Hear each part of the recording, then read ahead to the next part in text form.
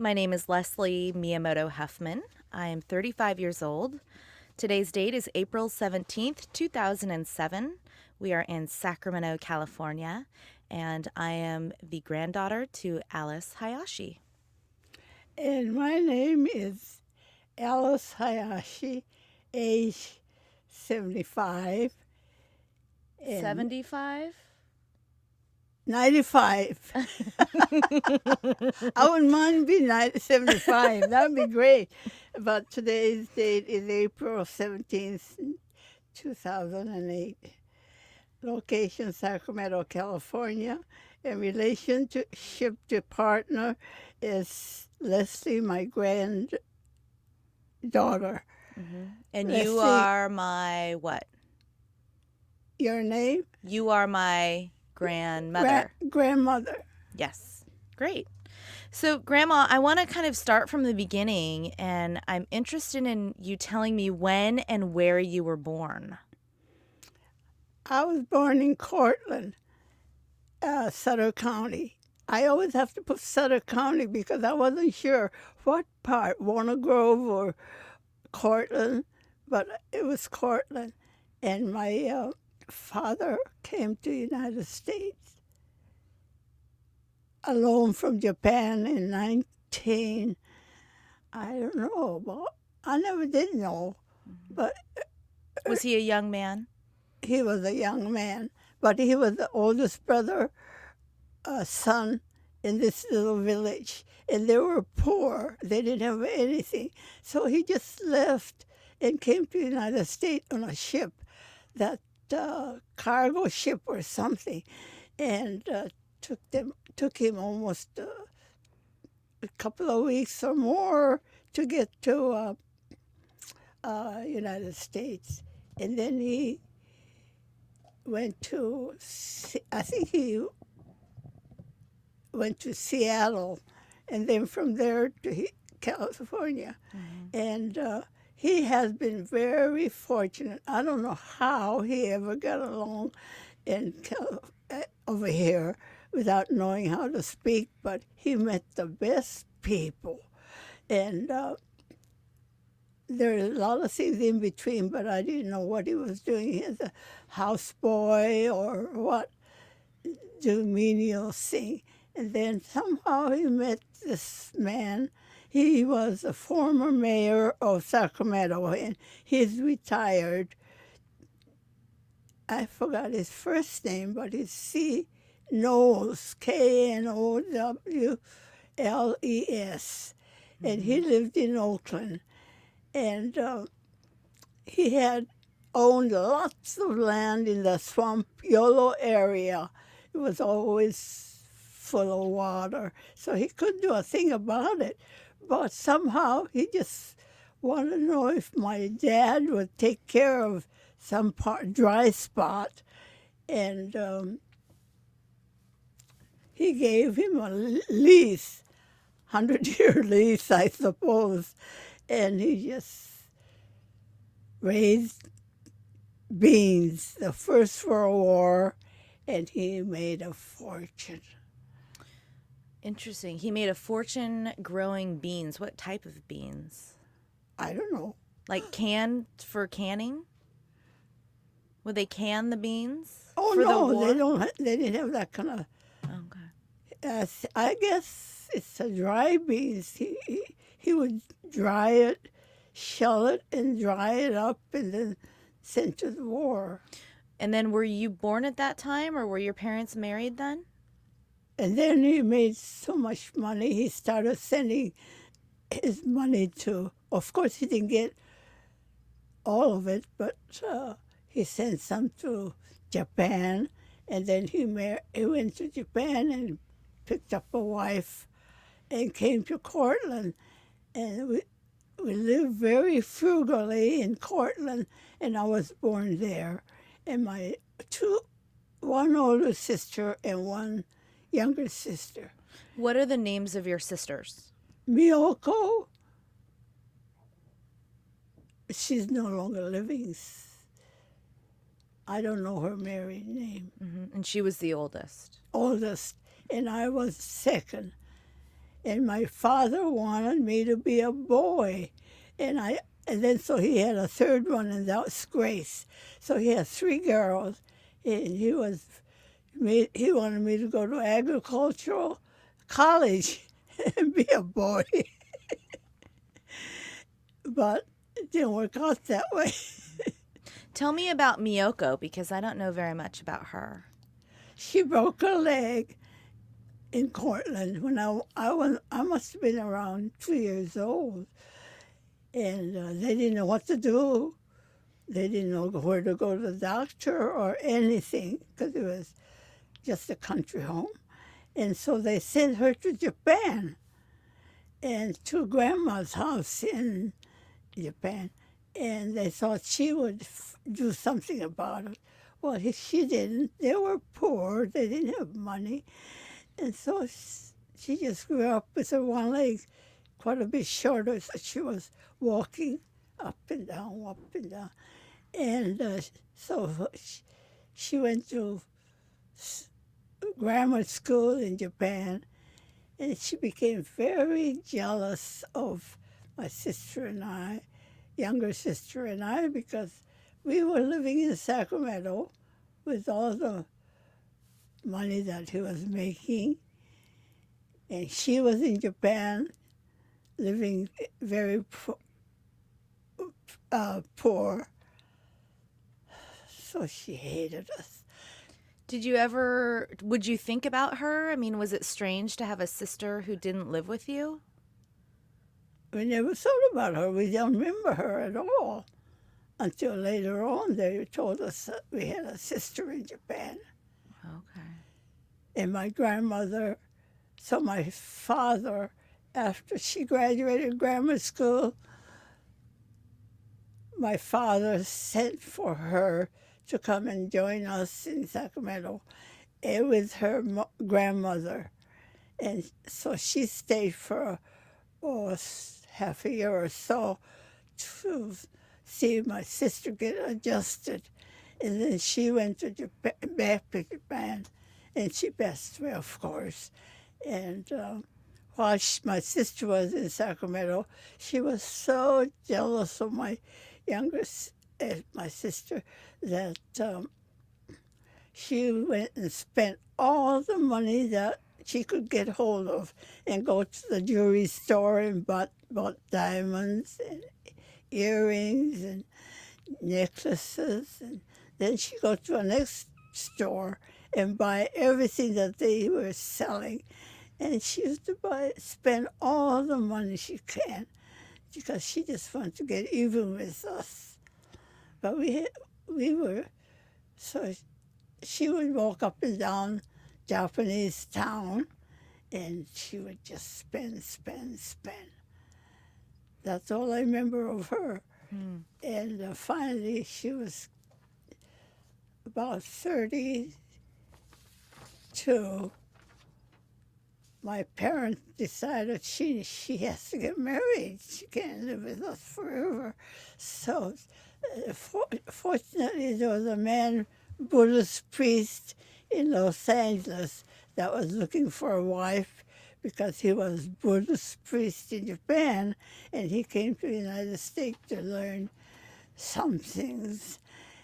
And he didn't care who he married to, so they got married. And then being a Buddhist priest, he was ordained in Japan, so he had to go back. And so the couple went back to Japan, and they had 2 daughters. And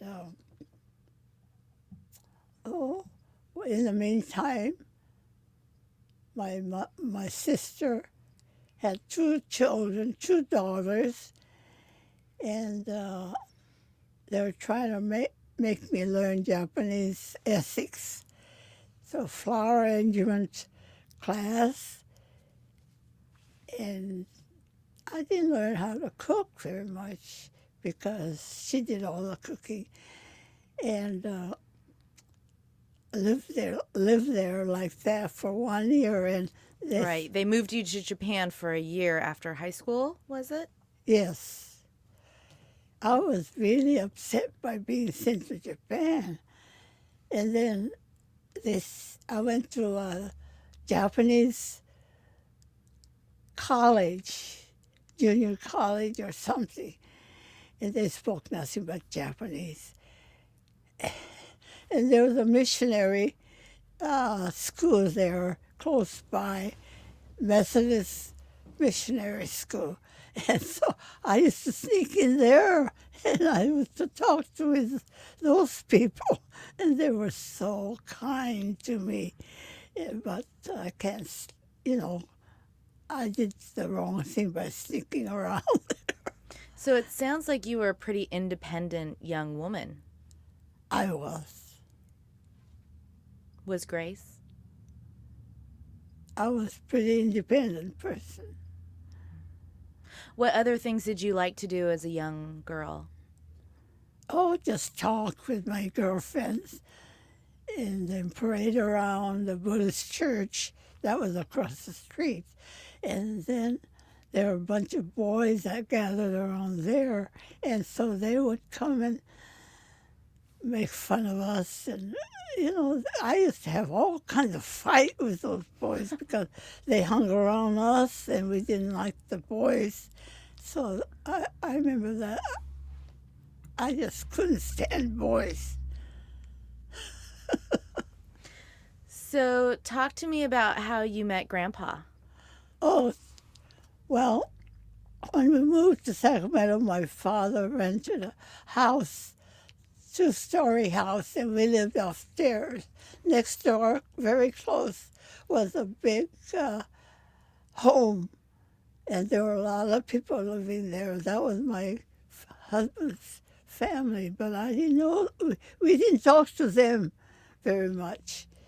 They were busy with their own thing, and he was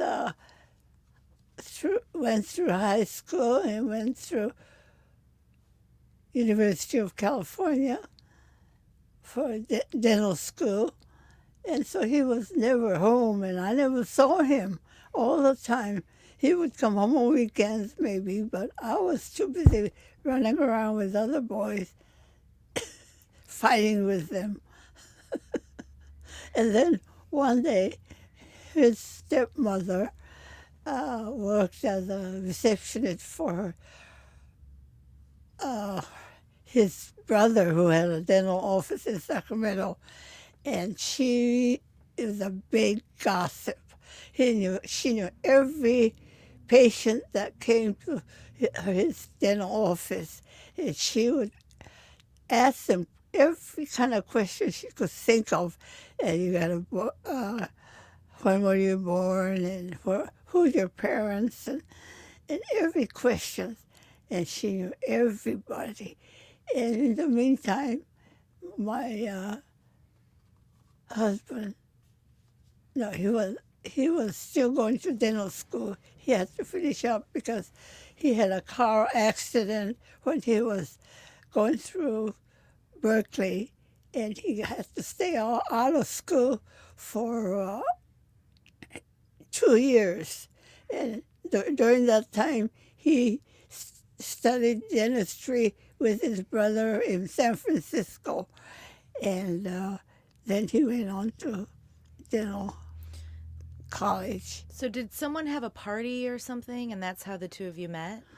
Oh, yes, that gossipy mother-in-law, she said, oh, you'll be wonderful for my son and, stepson. So she arranged a party for him and his brother, dentist. And I lived right next door to this big home that this doctor owned. And so he says, come on over. We'll have a party at my house. Just have just a little social. And so we talked. And while we were talking, my brother-in-law was there. And I don't see much of him either, because he was in the office in San Francisco. But he was sitting there, and I didn't know who he was. And I asked him who he was, and he told me who he was. And next time I saw my Akio, Mm-hmm. I asked, are you Terry Hayashi, the dentist? He says, no, I'm your next door neighbor, but uh, I, you know, we just talked. And at that party, I talked to him too, I guess, but I didn't know who he was. And I had the two brothers all mixed up. But then you started dating after that. As a, I, I guess she arranged the dating dates. The mother-in-law. Mother-in-law, Yeah. she's a go-getter. She's a go-getter and a gossipy person, so she knew what. And then she used to know. I did have a couple of boys from California, uh, Davis, that they used to come and take me out, and she would know. I went out to saw movie, or I mean, she said, I went out, I had a date with so and so. How did she know? Well, she knew.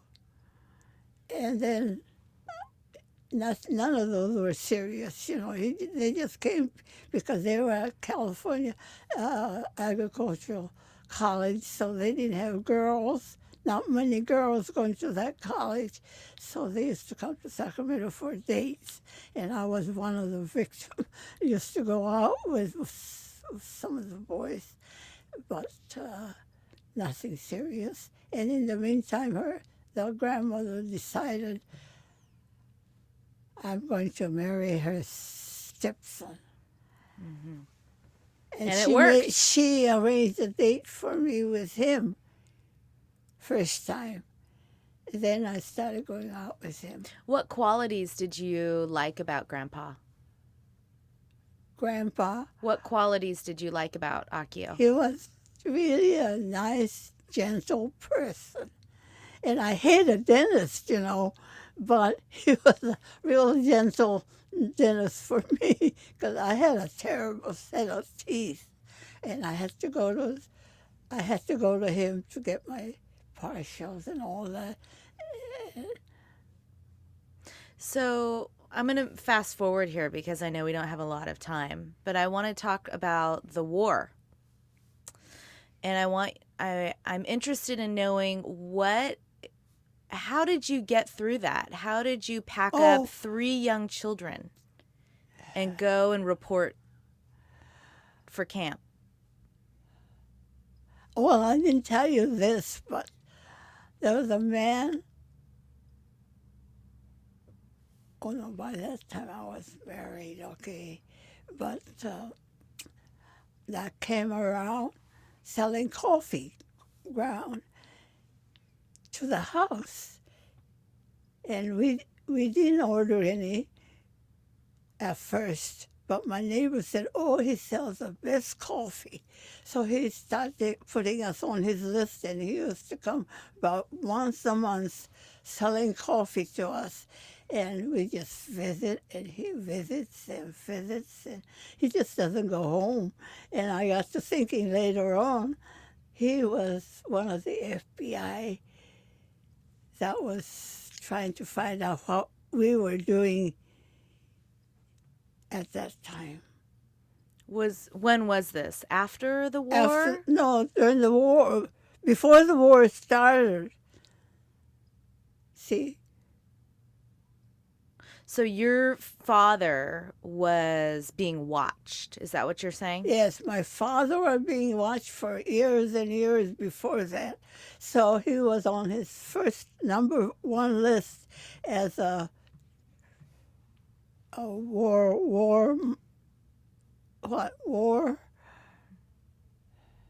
Is it because he was a successful businessman in California? And was he sending money back to Japan, or why is it that they would be looking into him? Because he was sending money back to Japan. Why should be helping Japan? You know, but so loyalty. It was a loyalty thing. Yeah. And so one day, my mother was living across the street, and we built a home right across from my mother, and father. During the war, we could not go 5 miles out of the radius from our home. And then my home in Aka's office was over 5 miles, but we were permitted because that was his business. So he was going, and he watched. Mother's home was a little bit over 5 miles, but he went to check on my dad. The war broke out, and the minute he got there, FBI agent came and picked him up and took him to another camp, severe camp, where he could not do anything. And my mother was so upset.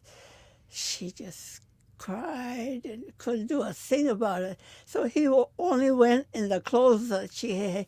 It was in June, I think, when the war broke out. But he wore summer clothes, and he was sent to Montana. And they wouldn't give him any permit to write to us because he was enemy. And I saw the first picture they took in the camp, in his camp. He was sitting like this in his summer clothes. And his brother was taken in too, and he was sitting in there, another part of the picture, and he was dressed up. He had a coat on and everything. I don't know how he did it, but he got it. And then my father was sent to Mexico, and that was a hot place. Anyway, he went to all different relocation camps. So how long was it before you saw him again? We were permitted to write letter, but they take out where it came from, cut it off, and they give it to him. And whatever that pertains to something that's dangerous, they take it out.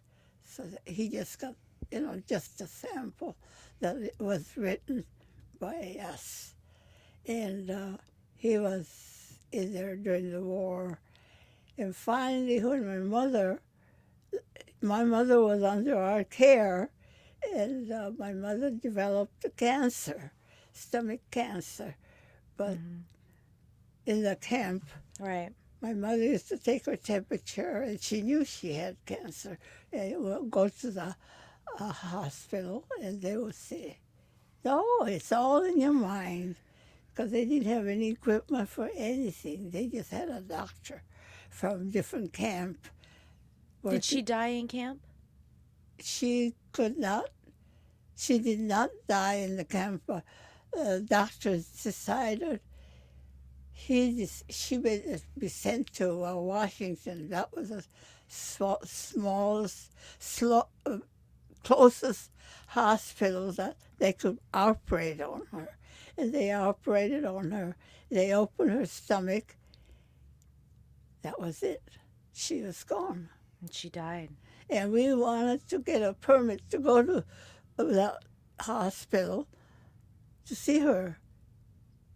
But she was already gone, and they wouldn't give us permits to travel unless we go through a certain regulation. Right. So that takes 2-3 days. Gotta come from Washington, D.C. and all that. So, and then my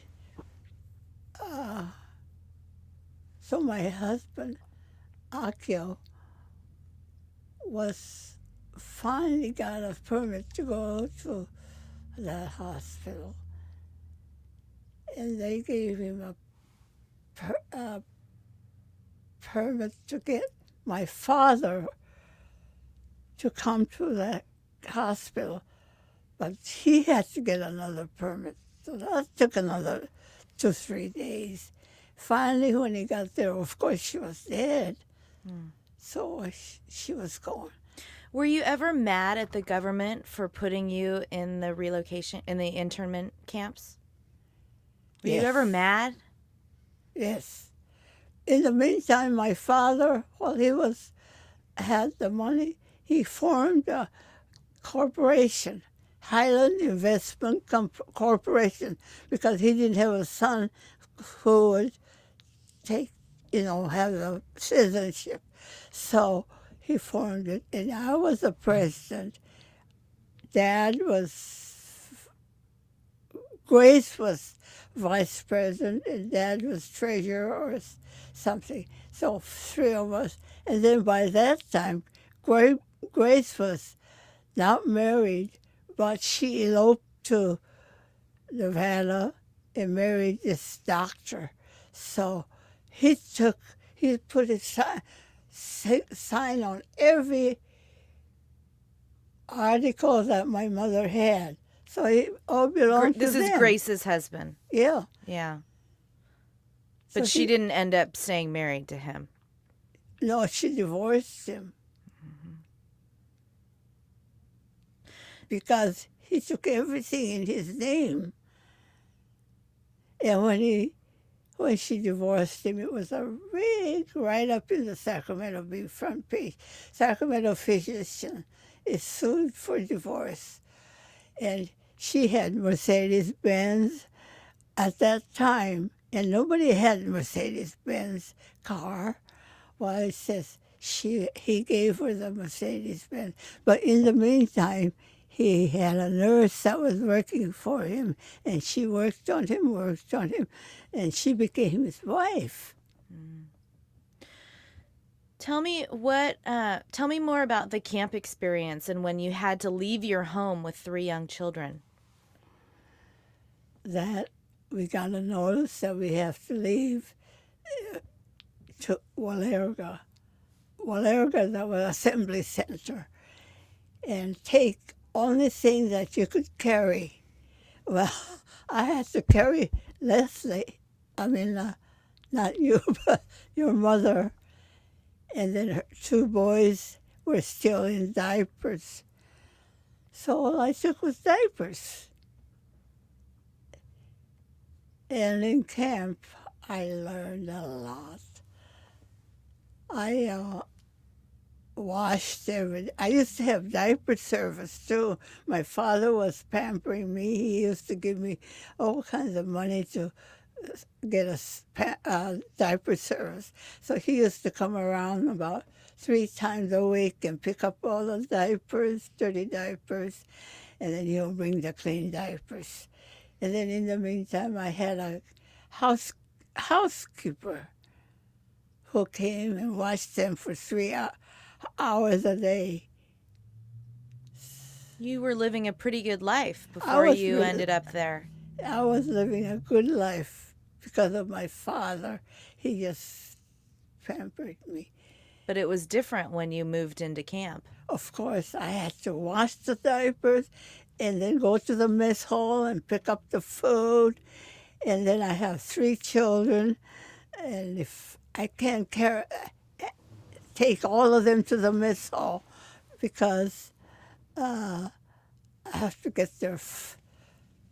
go get the food and then bring the food back. So my mother was so helpful. She would stay in the camp and watch the children while I go and get the food and then bring it back. And then she'll go and eat over there and, When you were out of camp, did you feel a lot of prejudice? No. Were you ever embarrassed to be Japanese? No. The only thing I remember is I had to give the boys a haircut in Idaho. Well, Camp Idaho, or in Nampa, Idaho. And they go into town and they wouldn't give him a haircut. So they'd come home and I used to give them a haircut. Do you remember what your camp was called, what the name was? In Idaho, Minidoka. And in California, what was it called? California was Tule Lake. So from there, they shipped us to Minidoka. Right. Didn't Grandpa want to serve in the war? He wanted to serve in a war, but they told him he was too old. He was 32, I think, and they took volunteers up to 31. And then besides, he had 3 children, so they were under his care. So they refused him. And he kept writing to them and writing to the headquarters. And they finally gave him a captain's rating in dental surgery.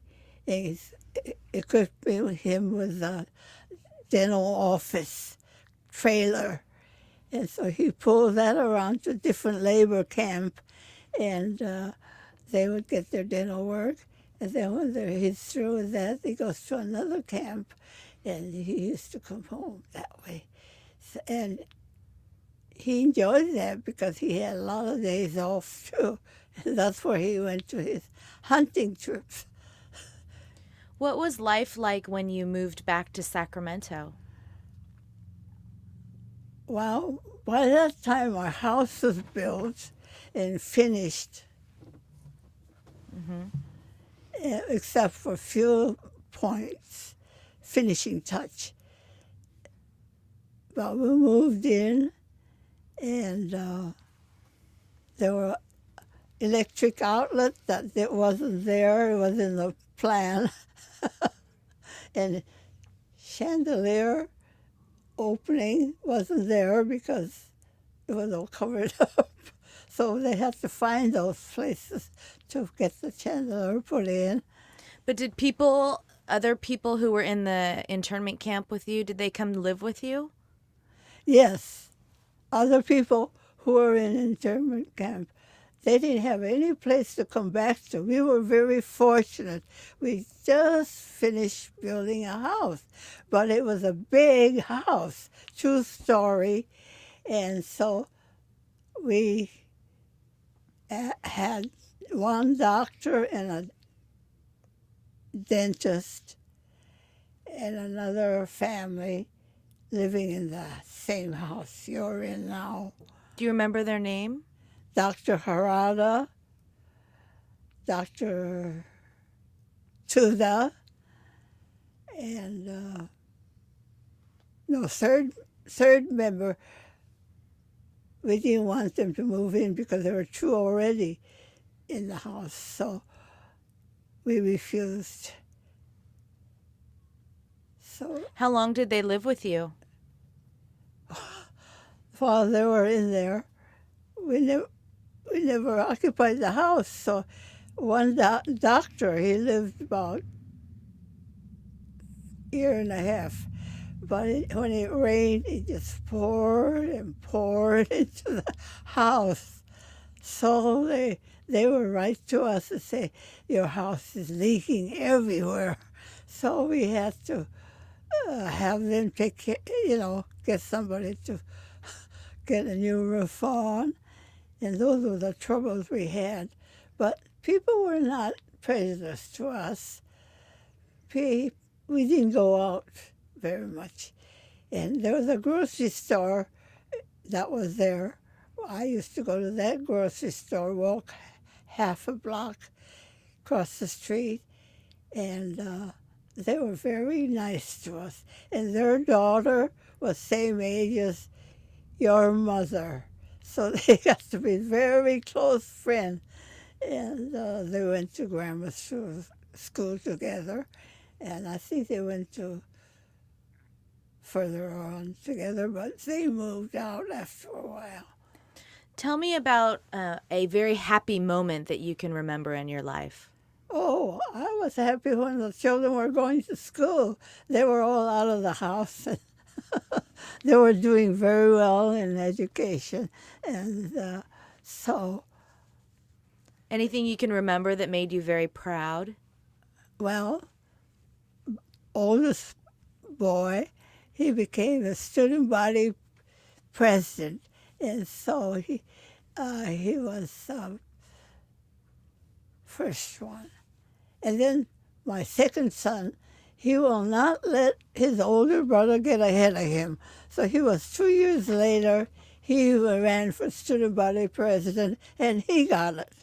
So they were both, and then your mother, Sybil, she came along about how many years, 3 years later. Well, she wasn't going to let her brother get ahead of her. So she ran for student body president, but she didn't get it. But she became a treasurer of the student body. So they were all, I was happy because they were all working hard and good students. Do you, can you share with me a sad memory that you have of your life? Well, the saddest memory was watching my husband die. He was, with a lawyer I had way earlier, we had made a law, we signed a law that we are not going to take care of them after they get a serious illness that cannot. You and Grandpa had an agreement. Yes. Is that what you mean? Mm-hmm. And then the lawyer had a paper written Right. out. And so so he had a stroke. And he started getting thinner and thinner, and he had to get a tube put in order to keep his life alive. Well, since we signed that paper, we couldn't do that because that would be artificial feeding. And so it was so hard. He couldn't swallow anything, and he just starved to death. And he died. Yeah, that was very in our sad. house. And he was how old? He was 91. He was No. Was he in his 80s? I think he was in his 80s. It was the year of 1991 that he died. He died 91. Mm-hmm. And, first thing I knew, the coroners came and took him away. And I didn't. We were all there. Very fortunate that all the children were there with him. And so that was sad. What were some of the hardest moments that you had growing up that you can remember? Hardest moment? Well, going to school, I was about in Clarksburg. We lived in Clarksburg by that time, and I had to walk 3 miles to go to school. And we get to school, there used to be one-room schoolhouse, and there used to be lots of Portuguese living in that area, and they used to say Japs, and they used to throw rocks at us. And so we would go home crying, and then my father couldn't stand that, so he finally moved us to Sacramento when I was about 7 or 8, I think. I'm not sure. Is there anything that you want your future great-great-great-grandchildren to know about you? Well, I loved children, of course, and I just took care of them. And, well, I just took care of them because I was grandma by that time. Are you proud of your children? I am very proud, every one of them, even 2 great-grandchildren. They're doing very well, and I'm very happy. Great. Thank you, Grandma. I think we're done. Oh, good.